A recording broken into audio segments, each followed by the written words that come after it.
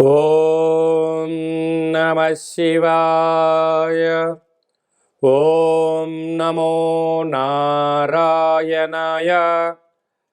నరదృష్టి నివారణ, సంచిత కర్మ, ప్రారబ్ధ కర్మ, ఆగమిక కర్మ, దోష నివారణ కాళభైరవాయ నమో నమః. హరి ఓం. ఓం కాళకాళాయ విద్మహే కాళాతీతాయ ధీమహి తన్నో శ్రీ నరదృష్టి నివారణ కాళభైరవాయ నమో నమః. హరి ఓం. మా ఛానల్కి స్వాగతం. చూస్తున్న వీక్షకులకు, ప్రేక్షకులకు, ప్రియ కాళభైరవ భగవద్బంధులకి స్వాగతం పలుకుతూ మమ్మల్ని ఎంతగానో ఆదరిస్తూ ఉండబడినటువంటి ప్రియ సోదర సోదరీమణుల అందరిపైనను కాళభైరవ స్వామి యొక్క జయంతి ఆశీస్సులు ఉండాలని కోరుకుందాం. ఈ వీడియో మీరు చూస్తున్నారు అన్నట్టయితే, ఈ వీడియో చూడాలి అనుకుంటున్న అయితే మీకు కాళభైరవ స్వామికి ఆజ్ఞ ఉంది అని చెప్పి గమనించగలగాలి. ఈ వీడియో ప్రారంభం నుంచి చివరి దాకా మీరు ఎప్పుడైతే చూస్తారో కాళభైరవ స్వామికి ఆశీస్సులు కలిగి అష్ట కష్టాలకు స్వస్తి పలికి అష్ట ఐశ్వర్యాలకు, ఆనందాలకు, రాజభోగాలకు మీరు అర్హులు అవుతారు అని చెప్పి కాళభైరవ స్వామికి ఆజ్ఞ చేత మీకు చెప్పడం జరుగుతుంది. కనుక ఈ వీడియోను చూద్దాం, ఆచరిద్దాం, స్వామిని స్మరిద్దాం, ఆయన జయంతి ఆశీస్సులు కూడా పొందుదామని చెప్పి గమనించాలి. 1/12/2024 నుండి 31/12/2024 వరకు పుట్టినటువంటి వారందరూ కూడా ముందస్తుగా జన్మదిన శుభాకాంక్షలు. గతంలో వివాహం చేసుకున్న వారికి వివాహ వార్షికోత్సవ శుభాకాంక్షలు. ద్వాదశ రాశుల్లో గ్రహ గమనాల్ని ఒకసారి వీక్షింపచేద్దాం. వృషభ రాశిలో గురు సంచార స్థితి శత్రుస్థానంలో, కర్కాటక రాశిలో కుజ భగవానుడు నీచ సంచార స్థితి, కన్యరాశిలో కేతు సంచార స్థితి, వృశ్చిక రాశిలో రవి బుధ సంచార స్థితి, బుధాదిత్య రాజయోగము, ధనుసు రాశిలో శుక్ర భగవానుడు సంచార స్థితి, కుంభరాశిలో శని భగవానుడు స్వక్షేత్ర సంచార స్థితి, మీనరాశిలో రాహు సంచార స్థితితో ద్వాదశ రాశుల్లో గ్రహ గమనాలు ఈ విధంగా ఉన్నాయి. కనుక స్వామివారి యొక్క ఆశీస్సులు పొందుదాం, కష్టాలకు స్వస్తి పలుకుదాం, ఐశ్వర్యానికి స్వాగతం పలుకుతాం. అదే కాకుండా 2024 స్వస్తి పలుకుతూ 2025కు స్వాగతం పలుకుతూ ఈ యొక్క సంవత్సరం చివరి ఎండింగ్లో ఎలాంటి యోగాలను పొందాలో కూడా తెలుసుకుందాం.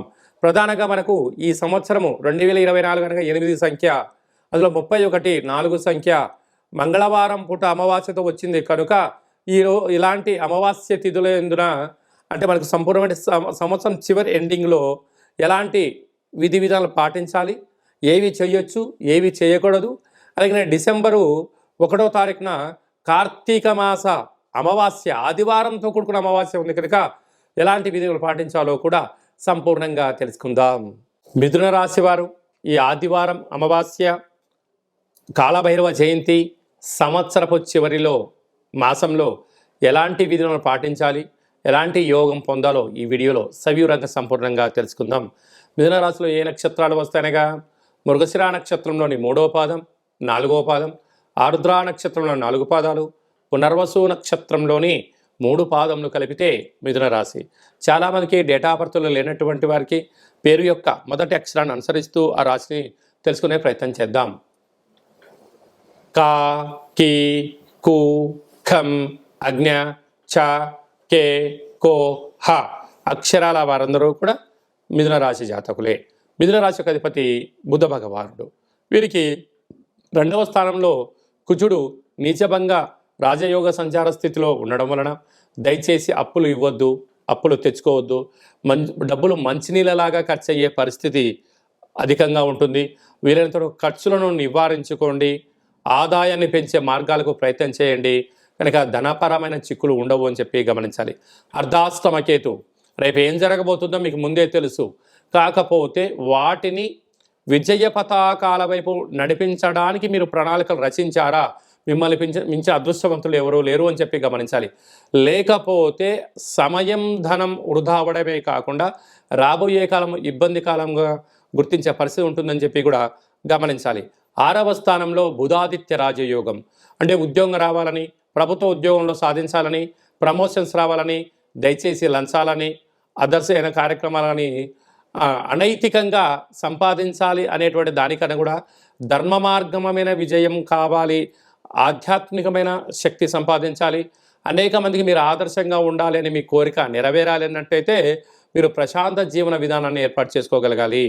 అలాగనే వివాహ ప్రయత్నం చేసేవారికి వివాహ ప్రయత్నము, ప్రేమికుల మధ్య సయోధ్య, బంగారు ఆభరణాలు, అలాగనే గృహాలు, భూములు, విలువైన వస్తువులు మీకు అదృష్టానికి, ఆనందానికి మిథున రాశి వారే కేంద్ర బిందువులు అవుతారు అని చెప్పి గమనించాలి. వ్యయంలో గురువు ఉండడం వలన వీలైనంత వరకు మౌనం, ధ్యానం, ఏకాగ్రత, పెద్దవారి యొక్క మాటలు, సలహాలు, సూచనలు ఇచ్చిపుచ్చుకునే వ్యవహారంలో సత్ప్రవర్తననే మన విజయానికి తొలిమెట్టు అని చెప్పి గమనించాలి. కనుక ఈ ఆదివారం అమావాస్య రోజున ఈ యొక్క కాలభైరవ అష్టమి సందర్భంగా, అలాగే సంవత్సరపు చివరి మాసం అవ్వడం వలన మీరు ఏం చేయగలగాలి అన్నట్లయితే ఆకుపచ్చ రంగు కలిగినటువంటి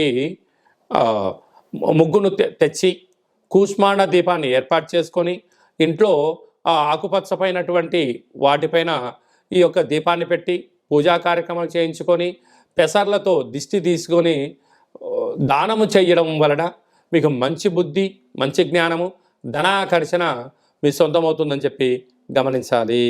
డిసెంబర్ నెల 1వ తారీఖు నుండి 31వ తారీఖు వరకు ముఖ్యమైన పండుగల గురించి క్లుప్తంగా, సవివరంగా, సంపూర్ణంగా తెలుసుకుందాం. 1వ తారీఖు కార్తీక మాసము ఆదివారము అమావాస్య సందర్భంగా మనమందరము కూడా నివసించే ఇంటికి, వాహనాలకు, వ్యవసాయ క్షేత్రాలకు ఒక ఎర్రటి గుమ్మడికాయని కానీ, ఒక బూడిద గుమ్మడికాయని కానీ దిష్టి తీసి పగలగొడదాం, నరదృష్టిని తొలగించుకుందాం. అలాగే ఆ రోజు వెన్నతో దీపం పెడదాం, పోలి అమావాస్య ఆశీస్సులు పొందుదాం. ఇంకొంచెం శక్తి కలిగితే మనము కొబ్బరికాయ, నిమ్మకాయ, తెల్లవాలు, ఆముదంతో కూడుకున్నటువంటి వాటితో వస్తువులు దిష్టి దించి బయట పడేసుకోవడం వలన సకల దృష్టి దోషం తొలగిపోతుందని చెప్పి గమనించాలి. అలా కుదరలేని వాళ్ళు ఈ కింద సంప్రదించండి. మీకు వీడియో కాల్ ద్వారా ఎలా చేసుకోవాలో కూడా మీకు చెప్పడం జరుగుతుందని చెప్పి గమనించాలి. మనకు 2వ తారీఖు నుంచి మార్గశీర్ష మాస ప్రారంభము. మనకు 7వ తారీఖున సుబ్రహ్మణ్యేశ్వర స్వామి యొక్క జయంతి. పుట్టలో పాల్పొద్దాం, స్వామిని స్మరిద్దాం, ధ్యానిద్దాం, సకల గ్రహ దోషాల్ని తొలగించుకుందాం. 8వ తారీఖున కాళభైరవ అష్టమి, కాళభైరవ స్వామి యొక్క జయంతి. కాలాన్ని మనం శాసింప చేసుకోగలగాలి అన్నట్లయితే, కాలం మనకు అనుకూలంగా ఉండాలి అనుకుంటున్నట్లయితే, ఏ పనులైతే మనం చేస్తున్నామో ఆటంకాలు తొలగిపోవాలి అనుకుంటున్నట్లయితే స్వామిని స్మరిద్దాం, ధ్యానిద్దాం, కూష్మాండ దీపాన్ని పెట్టుకుందాం, ఒక ముడుపును కట్టుకుందాం, ఆయన ఆశీస్సులు పొంది తిరుగులేని చక్రవర్తులుగా స్వాగతం పలుకుదామని చెప్పి గమనించాలి. 14వ తారీఖున మార్గశీర్ష మాస పూర్ణిమ, దత్తాత్రేయ స్వామి యొక్క జయంతి. అత్రి మహాముని, అనసూయ మాతలు కలిగినటువంటి సంతానం కనుక స్వామిని స్మరిద్దాం, గురుచరిత్ర పారాయణం చేద్దాం, స్వామి యొక్క ఆశీస్సులు కూడా పొందుదాం. అలాగే మనకు 23వ తారీఖున మార్గశీర్ష మాస బహుళ అష్టమి కనుక స్వామివారి యొక్క స్మరణ చేద్దాం, కూష్మాండ దీపాన్ని పెట్టుకుందాం, కష్టాలకు స్వస్తి పలుకుదాం. అలాగే మనకు 28వ తారీఖున శనివారము, శని త్రయోదశి సందర్భంగా ఈ ఆంగ్ల సంవత్సరంలో చివరిగా వచ్చేటువంటి శనివారం, శని త్రయోదశి సందర్భంగా మనకు అనుకూలంగా లేనివారు, ఆరోగ్యం కావాలి, రాజయోగం కావాలనుకున్న వారు శనేశ్వర స్వామిని స్మరిద్దాం, ధ్యానిద్దాం, నల్లటి నూనెలతో అర్చన చేసుకుందాం, విశేషం నల్లటి వత్తులతో దీపం పెడదాం, స్వామి యొక్క ఆశీస్సులు పొందుదాం. అదే కాకుండా 31వ తారీఖు అంటే 314 సంఖ్య, ఈ 2024 8 సంఖ్య, అందులో మంగళవారము. ఈ యొక్క సంవత్సరం అధిపతి కూడా రాజు కుజుడే అయ్యాడు కనుక వీలైనంత వరకు సంవత్సరం చివరి రోజున వీలైనంత వరకు 100కు 100% వరకు మనము దూర ప్రయాణాలు, వాయు ప్రయాణాలు, జల ప్రయాణాలు, కలహాలు, గొడవలు, ఆవేశమైన నిర్ణయాలు తీసుకోకుండా ఉంటే చాలా మంచిది అని చెప్పి గమనించగలగాలి. ఎందుకనగా మనం అందరము కూడా ఇయర్ ఎండింగ్ అని, ఎన్నో రకాల సెలబ్రేషన్స్ అని, ఎన్నో వేడుకల్లో పాల్గొంటూ ఉంటాం. పాల్గొన్నంత వరకు చాలా బాగానే ఉంటుంది. ఆ తదనంతరము జరిగేటువంటి అనేక మంది ఇబ్బందులను చూడడం వలన మనము బైక్ పైన వెళ్తూ ఉంటే మన వేగంగా వెళ్ళే కొద్దీ మన కళ్ళల్లోంచి 2 చుక్కలు నీళ్ళు బయటకు వస్తూ ఉంటాయి. అంటే మనకు దేనికి సంకేతం చెప్తుందంటే, బాబు మితిమీరిన వేగం పనికిరాదు, నువ్వు నీ కంటిలో నుంచి చుక్కలు బయటకు వస్తున్నాయంటే నీ కోసం ఎదురు చూసేవాళ్ళు నీ తల్లిదండ్రులు, మీ భార్య, పిల్లలు నీ ఇంటి దగ్గర ఉన్నారు, మితిమీరిన వేగం పనికిరాదు అని చెప్పి మన దేహము ప్రకృతి ద్వారా చెప్తుంటుంది. ఆ రోజు విందుల్లో, వినోదాల్లో పాల్గొనడం, అరాచకమైన శక్తులతో పాల్గొనడం, అనేక రకాల ప్రమాదాలకు గురవ్వడం, అనేక రకాల వల్ల మీరు ఇబ్బంది పడుతూ మీ కుటుంబాన్ని ఇబ్బంది కలగ చేయకూడదు అనేటువంటి ఒక చిన్న ఉద్దేశంతో చెప్పడం జరుగుతుంది. కనుక అందరూ ఆయురారోగ్యాలుగా ఉండాలి, ఆహ్లాదకరమైనటువంటి వాతావరణంలో ఉండండి. వీలైనంత వరకు గొడవలకు, పంచాయతీలకు, అనవసరమైన మాటలకు, మధ్య పదార్థములకు, అలాంటి వాటన్నిటికి కూడా దూరంగా ఉండే మానవ ప్రయత్నం చేయండి. స్వామివారికి ఆశీస్సులు పొందండి. వీలైతే దైవనామము, ఆధ్యాత్మిక చింతన, వీలైతే అయ్యప్ప స్వామి యొక్క స్మరణ, కాళభైరవ స్వామి స్మరణ, ఆధ్యాత్మికమైన జీవనంలో ఆ ఒక్క పూట ఉండండి. రాబోయే కాలం అంతా కూడా మంచి కాలమే అని చెప్పి గమనించాలి. కనుక మనమందరము కూడా ఇంకనూ ఈ యొక్క డిసెంబర్ మాసంలో విజయాన్ని సాధించగలగాలి అన్నట్లయితే ఒక పాత్ర కంచు పాత్ర అంటారు. ఈ యొక్క పాత్రలో 12 రాసులు అచ్చు వేయడం జరుగుతుంటుంది. ఈ పాత్రను ఎలా ఉపయోగించుకోవాలి, అదృష్టానికి ఎలా స్వాగతం పలకాలో మనం తెలుసుకుందాం. ఇలా ఒకసారి శబ్దం చేస్తే ఓంకార శబ్దం రావడం జరుగుతుంది.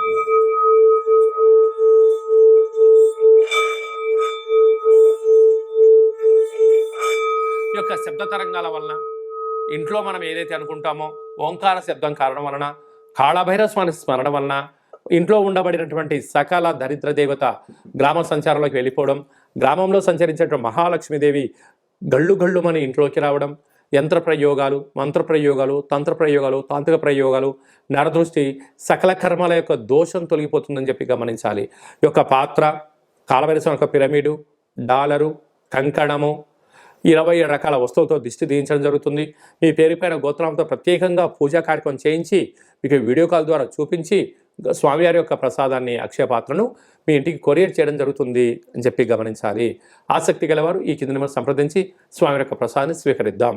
అలాగనే ఉప్పుల యందు సముద్రపు మంచుతో తయారైనటువంటి సైంధవ లవణం ఉప్పు వేరయ్య అంటుంటారు. ఈ ఉప్పు దీపాన్ని ఇంట్లో పెట్టుకుందాం. సకల దుష్టగ్రహాలను తొలగించుకుందాం. మంచి నిద్రని, కలహాలు లేని జీవితాన్ని, ఆటంకాల జీవితాన్ని స్వాగతం పలుకుతామని చెప్పి గమనించాలి. అందుకే ఉప్పు దీపం ఎక్కడైతే ఉంటుందో అక్కడ ఐశ్వర్యము, లక్ష్మీదేవి తాండవ మారుతుందని చెప్పి కూడా గమనించాలి. అలాగనే మీ వ్యక్తిగత జాతకం తెలుసుకోవాలనుకుంటున్నారా? మీ యొక్క పేరు, పుట్టినటువంటి తేదీ, నెల, సంవత్సరం, సమయం రాసి వాట్సాప్లో పంపించినట్లయితే 100 సంవత్సరాల జాతకాన్ని వ్రాసి మీకు పంపించి పుట్టినప్పుడు గ్రహ గమనాలు ఎలా ఉన్నాయి, ప్రస్తుతం ఎలా ఉంటున్నాయి, రాబోయే కాలంలో ఎలా ఉంటున్నాయో సవిరంగా తెలియజేయడం జరుగుతుంది. చాలామందికి పుట్టినటువంటి కాల సమయంలో డేటా ఆఫ్ బర్త్లు లేనటువంటి వారికి మీ పేరు యొక్క మొదటి అక్షరాన్ని అనుసరిస్తూ ఆ రాశిని తెలుసుకొని ప్రయత్నం చేద్దాం. అది తెలియచేసి రమణ శాస్త్రం ద్వారా భూత, భవిష్యత్, వర్తమానాన్ని గవ్వళ ద్వారా కాళభైరవ ఉపాసన చేత మీకు తెలియజేయడం జరుగుతుందని చెప్పి గమనించాలి. మన యొక్క దేవాలయంలో ఎవరైతే జాతకం, జ్యోతిష్యం చెప్పించుకుంటారో వారికి కాళభైరవ స్వామి యొక్క పూజ, అర్చన, అభిషేకము, దీపము, ముడుపు కట్టి మీకు వీడియో కాల్ చూపించడం జరుగుతుందని చెప్పి గమనించాలి. అందుకే మీ అబ్బాయి కానీ అమ్మాయి కానీ తరచుగా ఎంత ప్రయత్నం చేసినా వివాహం అవ్వడం లేదు. ఎందుకు అవ్వడం లేదు? జాతకంలో ఎలాంటి ఇబ్బందులు ఉన్నాయి, ఎలాంటి అమ్మాయి వల్ల యోగం కలుగుతుందో మీకు తెలియజేయడం జరుగుతుంది. అలాగనే మీ అప్పుడే పుట్టినటువంటి మీ యొక్క చిన్నపిల్లలకు ఆధ్యాత్మికమైనటువంటి పేర్లు ఎలా పెట్టుకోవాలి, ఆ నక్షత్రం యొక్క స్థితిగతులు తెలియజేయడం జరుగుతుంది. కనుక ఈ వీడియో ప్రారంభంలోనే చెప్పడం జరిగింది. ఈ వీడియోను ఎవరైతే చివరిదాకా చూస్తారో వారికి కాళభైరవ స్వామి ఆజ్ఞ ఉంటేనే చూస్తారు. కాళభైరవ స్వామికి ఆశీర్వాదం వలన అష్ట కష్టాలకు స్వస్తి పలుకుతూ అష్టైశ్వర్య స్వాగతం ఎలా పలుకుతారో మీకు ఈ వీడియోలో అర్థమైందని అనుకుంటున్నాను. అందరి పేరును కాళభైరవ స్వామికి ఆశీస్సులు ప్రసాదించాలని కోరుకుంటూ ఆశీర్వచనం. ఓం శతమానం భవతి శతాయు పురుష సతేంద్రియ ఆయుష్యేవేంద్రియే ప్రతిష్టతి ధనం ధాన్యం బహుపుత్రలాభం శత సంవత్సరం దీర్ఘమాయు సర్వే జనా సుఖినో భవంతు లోకా సమస్తా సుఖినో భవంతు. సర్వం కాళభైరవ జయంతి దేవత కాళభైరవ దేవతార్పణమస్తు. హరి ఓం. ఈ వీడియో మీకు నచ్చినట్టయితే లైక్ చేయండి, షేర్ చేయండి, మా ఛానల్ని సబ్స్క్రైబ్ చేసుకోండి. మేము చేస్తున్న ఆధ్యాత్మిక వీడియోలు అందరికన్నా ముందు మీరు చూడాలనుకుంటున్నట్లయితే, అందరికన్నా మీరు మొట్టమొదట అదృష్టవంతులు అవ్వాలి అనుకున్నట్లయితే ఈ వీడియోను షేర్ చేసి భగవద్బంధులకు, మిత్రులకు చేరవేయండి. మీరు ఎవరి క్షమాన్ని కోరుకుంటున్నారో లేక మీ క్షమాన్ని ఎవరితో కోరుకుంటున్నారో ఈ ఆధ్యాత్మిక సమాచారం చేరవేసి కాళభైరవ స్వామి ఆశీస్సులు పొందగలరు.